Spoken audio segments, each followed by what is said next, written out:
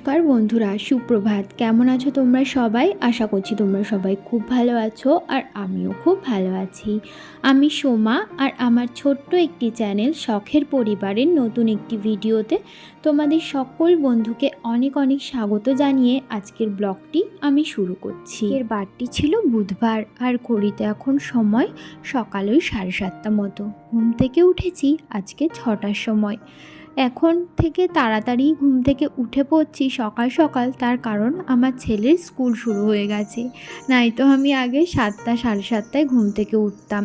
তো যাই হোক, 6টার সময় ঘুম থেকে উঠে যা কাজকর্ম থাকে, বাসি কাজ সমস্ত কিছু সেরে আজকে কিন্তু আমি অনেক জামা কাপড় কেচেছি। সেগুলো কেচে ধুয়ে স্নান করে আস্তে আস্তে আমার ওই 7টা 15 মতো বেঁচে গেছিলো। তো তারপরে ভাবলাম যে ঠাকুরের বাসনটা মেজে নিই আর ঠাকুর ঘরটাও মুছে রাখি, তারপরে বাদবাকি কাজগুলো করা যাবে। তো সেই কারণে ওপর থেকে ঠাকুরের বাসন এনে ঠাকুরের বাসনগুলো মেজে নিলাম। তারপর গাছ থেকে তুলে নিচ্ছি এখন ফুল। তারপরে কিন্তু আমি ঠাকুর ঘরটাও মুছে নিয়েছিলাম। তো এই তো আমাদের গেটের সামনেই একটা সাদা ফুল গাছ আছে, সেই ফুল গাছটাই বেশ ভালোই ফুল ফোটে। তো সেখান থেকেই আমি ফুলগুলো তুলে চলে গেছিলাম জামা কাপড়গুলো নিয়ে আসতে, কারণ সকালবেলা জামা কাপড়গুলো মেলা হয়নি। ওই যে বললাম জামা কাপড় কেচেছিলাম অনেক, সেই জামা কাপড়গুলোই এখন আমি মেলে নিচ্ছি।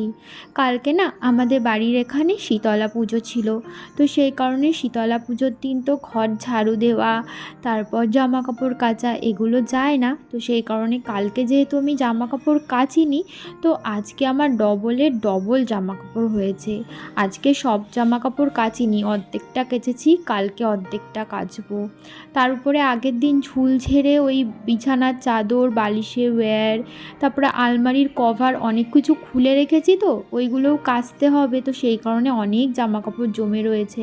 আজকে তো ওই আলমারির কভার ওগুলো ধুলাম না, তার কারণ বাইরের দেখতেই পাচ্ছ অবস্থা, জানি না পরে রোদ উঠবে কিনা। পুরো মেঘলা সকাল থেকে করে রয়েছে।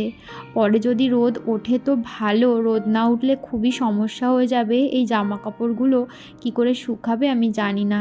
দেখতেই পাচ্ছ নিচে প্রচুর জামা কাপড় মেলে রেখে চলে এসেছি আমি ওপরের বারান্দায়। এই বারান্দাটাও আমার জামা কাপড়ে ভরে গেছিলো, একদম জামা কাপড় মেলে। শুধু বারান্দা আর নিচে না, আমি কিন্তু আমাদের বাড়ির বাইরেও জামা কাপড় মেলেছি। মানে বাড়ির বাইরে খুব বেশি মেলিনি, ওই দুটো কাঁথা ছিল ছেলের মোটা মোটা, সেই কাঁথা দুটোই আমাদের বাড়ির বাইরে দড়ি টাঙানো রয়েছে, সেখানে মেলে দিয়ে এসেছি, কারণ ওখানে প্রচুর পরিমাণে রোদ আসে। তো সেই কারণে যদি পরে রোদ ওঠে তাহলে কাঁথাগুলো ভালো করেই শুকিয়ে যাবে। তো যাই হোক, এই যে বারান্দাতে মেলে দিয়েছি, মেলে তো দিলাম। মেলে দেওয়ার পরে ভাবছি না জানি আবার একটু বাদেই বৃষ্টি নামে, আমার আবার এই জামা কাপড়গুলো তাহলে তুলতে হবে, তাহলে এখানে জামা কাপড় মেলাটাই আমার বৃথা হয়ে যাবে, খালি খালি টাইম নষ্ট করা হয়ে যাবে। তো যাই হোক, দেখো বাইরে কি পরিমাণ মেঘ পড়ে রয়েছে, দেখে মনে হচ্ছে এখন গ্রীষ্মকাল চলছে, মনে হচ্ছে যেন বর্ষাকাল, যা ওয়েদার শুরু হয়েছে।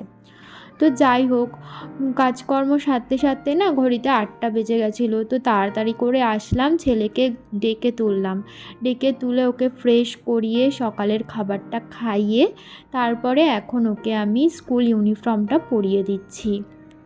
ওদের স্কুল শুরু হয় 9টার থেকে, ওই 9টা বাজতে 5 মিনিট আগে স্কুলের দিয়ে আসলেই হয়ে যায়। আর স্কুলটা আমাদের বাড়ির থেকে একদমই কাছে, মানে আমাদের বাড়ির থেকে ওদের স্কুল দেখা যায় বলতে পারো। তো প্রচুরই কাছে, তো সেই কারণে খুব একটা সমস্যা হয় না, ওই 5 মিনিট আগে বেরালেই হয়ে যায়। তো এই তো ওকে আমি তাড়াহুড়ো করে রেডি করছিলাম, আর আজকে আমার প্রচণ্ড কাজের চাপ রয়েছে। ওই যে পেছনে দেখতে পাচ্ছ একটা বস্তা, তার উপরে মাল রাখা। ওই গেঞ্জির আমি না সুতো কাটি, আমাদের বাড়ির পাশেই একটা কারখানা রয়েছে, মানে আমার শাশুড়িমা যেই কারখানায় কাজ করেন সেই কারখানা থেকেই অল্প অল্প করে আমাকে এনে দেন। তো আমি বাড়িতে যখন টাইম পাই তখন বসে বসে সুতো কাটি আর কি, বসে থেকে কি হবে বলো। তো সেই জন্যই, আর আজকে না খুব আর্জেন্ট ছিল ওই মালগুলো, মানে বিকেলেই যাবে, বিকেলের মধ্যে। তো সেই কারণে আমি খুব তাড়াহুড়ো করে কাজকর্ম করছিলাম। আমি আজকে ছেলেকে দিতে যাব না, ওর পাপাই যাবে, আর ওর পাপাকেই বলেছি আজকে স্কুল থেকেও বাড়ি নিয়ে আসতে। আর ওদের স্কুল ছুটি হয়ে যাবে ওই 11টার দিকেই। তো এই তো ও ড্রেস পরিয়ে মুখে ক্রিম লাগিয়ে দিলাম, তারপরে হাত পায়েও একটু লোশন লাগিয়ে এখন দেখো জুতো মোজাটাও পরিয়ে দিচ্ছি। ওদের ব্ল্যাক ব্ল্যাক কালারের মোজা, সাথে ব্ল্যাক কালারের জুতো। আর স্কুল ইউনিফর্মটা তো দেখতেই পাচ্ছ। তো এই তো এখন আমি কিন্তু ওর ব্যাগে টিফিনটাও ভরে দিচ্ছি। একদিনও ও টিফিন খাইনি, তবুও টিফিন দিয়ে যদি কখনো ওর খেতে ইচ্ছা করে। আর কি বলতো, বাড়ির থেকে খেয়ে যায় তো 9টা থেকে 11টা, মনে হয় না ওর খিদে পায়। তো সেই কারণে হয়তো টিফিন খায় না, বাড়িতে এসে সেই টিফিনটা ওকে খাইয়ে দিতে হয় আবার। তো সমস্ত কিছু রেডি করে দিয়েছি, এখন ওর পাপা ওকে নিয়ে স্কুলে চলে যাচ্ছে। দাঁড়াও তোমাদের একটুখানি দেখিয়ে দিচ্ছি ওদের স্কুলটা। এই যে সোজা একদম তাকাও, দেখো এই যে বিল্ডিংটা দেখতে পাচ্ছ না, মানে যেটা কোনো রং করা নেই, রং করার পিছনে দেখো একটু সাদা সাদা একটা ছোট বিল্ডিং দেখা যাচ্ছে, যেটা সাদা কালার। তো ওটাই ওদের স্কুল। তো দেখতেই পাচ্ছ একদমই কাছে আমাদের বাড়ির থেকে। তো যাই হোক, ওর পাপা ওকে নিয়ে কিন্তু চলে গেল। তারপরে আমি চলে এসেছি ঘরে।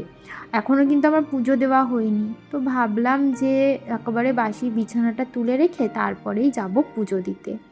তো এই তো বাসি বিছানাটা তাড়াহুড়ো করে তুলে আমি কিন্তু চলে এসেছিলাম ঠাকুর পুজো করতে। আর সকালবেলা উঠে যতক্ষণ না পুজোটা আমি কমপ্লিট করতে পারি ততক্ষণ আমার একদমই ভালো লাগে না, মনে হয় কখন আমি পুজোটা করে মানে ঠাকুর ঘরের কাজটা কমপ্লিট করব। পুজোটা দেয়া হয়ে গেছে, এবার আমার শান্তি। তো পুজো দিয়ে আমি চলে এসেছি রান্নাঘরে। তো শাশুড়ি মা আজকে সকালে সেরকম কিছু রান্না করে রেখে যাননি। তো হাজব্যান্ড বাজারে গেছিলো, বাজার থেকে ও 3 রকমের মাছ নিয়ে এসেছে। এখানে নিয়ে এসেছে রুই মাছ, আর এখানে সাল্টিং মাছ, আর এনেছিল বাটা মাছ। তো বাটা মাছটা কাটা হয়নি, তো সেই কারণে তোমাদের সাথে আর দেখালাম না। এই দুটো মাছ ও কেটেই নিয়ে এসেছিলো। তো ও যেহেতু কেটে নিয়ে এসেছিলো, তাই আমি ভালো করে কল থেকে ধুয়ে এনে নুন হলুদ দিয়ে মাখিয়ে নিলাম। আর এখন রুই মাছটা রান্না করব, তো সেই কারণে বাদবাকি মাছগুলো না আমি ডিপ ফ্রিজে রেখে দিলাম। যদিও রুই মাছ সবগুলো রান্না করব না, 5 পিস রান্না করব আর বাদবাকিটা রেখে দেব, শুধুমাত্র দুপুরের জন্যই রান্না করব। তো এই তো এখন আমি কিন্তু মাছগুলো ভাজা বসিয়ে দিলাম, 5 পিস মাছ। আর মাছটা ভাবছি আজকে রান্না করব আলু আর বেগুন দিয়ে। তো মাছটা ওদিকে ভাজা বসিয়ে এখন কিন্তু আমি বেগুনটা কেটে নিচ্ছি। আগের দিন আমি যে ভিডিওটা ছেড়েছিলাম, মানে যেই ব্লগটা, সেই ব্লগে আমি বলেছিলাম যে আমার ফোনের স্টোরেজ একদমই ফুল হয়ে যাচ্ছে, তো সেই কারণে আমি তোমাদের সাথে রেগুলার ভিডিও শেয়ার করতে পারছি না। তো সেই ভিডিওতে পিনাকেশ কর্মকার তুমি কমেন্ট করেছো যে তুমি এত কৃপণ কেন, একটা নিউ ফোন তো কিনে নিতে পারো, এরকম একটা কমেন্ট করেছো। তো তোমাকে বলি যে দেখো, আমাদের মতো ফ্যামিলিতে না চাইলেই হট করে একটা ফোন কিনে নেওয়া সম্ভব হয় না। কারণ সত্যি আমরা অনেকই মধ্যবিত্ত ফ্যামিলি, এদের বাড়ির থেকে ফোন কেনার টাকা তো দূরে থাক, হঠাৎ করে 1-1.5 হাজার টাকা বের করাও অনেকটাই, মানে অনেক কিছু ভেবে চিনতে তারপরে 1-1.5 হাজার টাকা কোনো কিছুতে ইনভেস্ট করতে হয়। যেমন ধরো আমার ফোনের মেমোরি কার্ড একটা খুব কেনার প্রয়োজন, কিন্তু আমি কিনতে পারছি না ওই একটাই কারণে। আর কি বলো তো, আমি তো নিজে কোনো ইনকাম করি না, আমার হাজব্যান্ডের মুখের দিকে তাকিয়েই আমার থাকতে হচ্ছে, ও কবে আমাকে মেমোরি কার্ডটা কিনে দেবে আর কি। তো যাই হোক, একটার পর একটা না লেগেই রয়েছে খরচা, তো সেই কারণে আমি হঠাৎ করে সেই মেমোরি কার্ডটা কিনতেও পারছি না। তো যাই হোক, চেষ্টা করব খুব শিগগিরই মেমোরি কার্ডটা কিনে নেওয়ার। ফোন তো আমি এখন কিনবো না, কারণ আমার এই ফোনটা ভালোই রয়েছে। তো একটা মেমোরি কার্ড কিনে নিলেই আমার হয়ে যাবে। আশা করছি তোমরা বুঝতে পারবে আমার ব্যাপারটা। আরও একজন কমেন্ট করেছো, MJ অধিকারী ফ্যামিলি, দারুণ লাগলো ব্লগটা।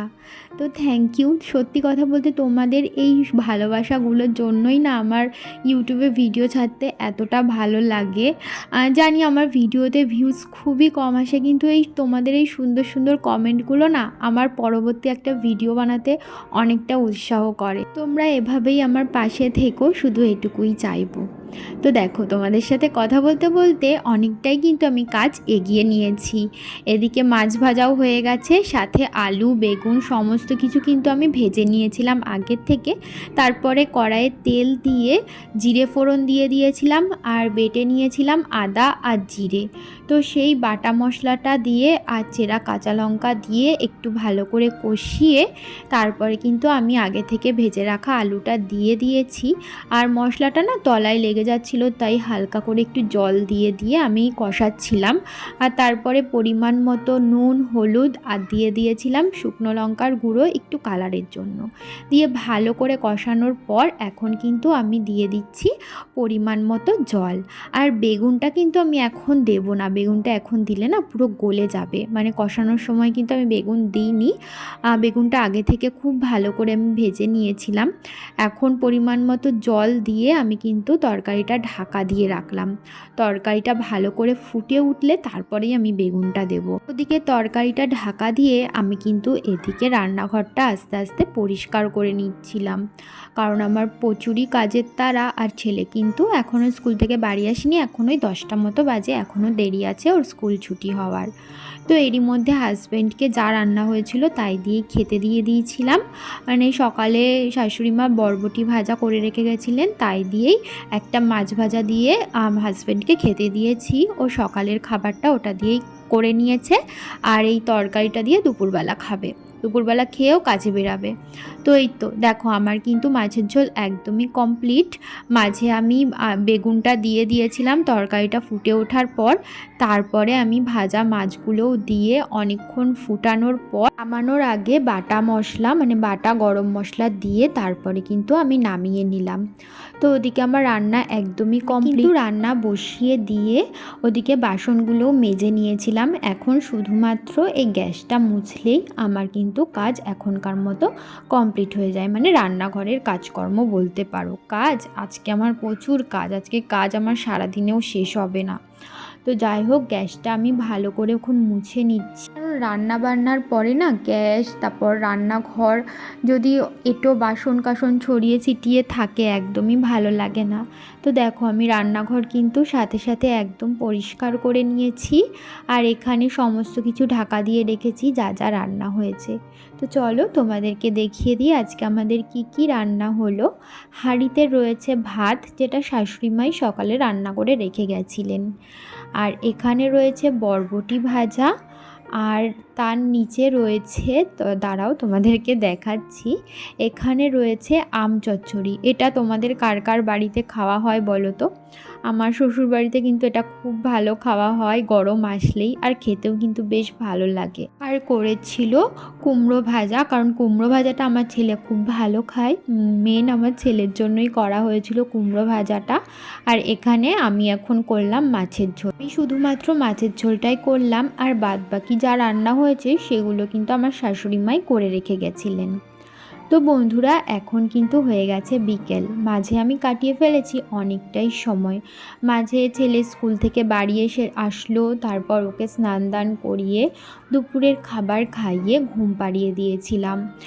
আজকে একটু তাড়াতাড়ি ঘুম পাড়িয়ে দিয়েছি, কারণ আজকে ওর বিকেল 5টায় পড়া রয়েছে, তো সেই কারণে আর কি। ঘুমানোর পর আমি কিন্তু ওই গেঞ্জি সুতোগুলো কেটে মাল একদম রেডি কমপ্লিট করে দিয়ে এখন আসলাম ওপরে বিকেলের কাজকর্ম করতে।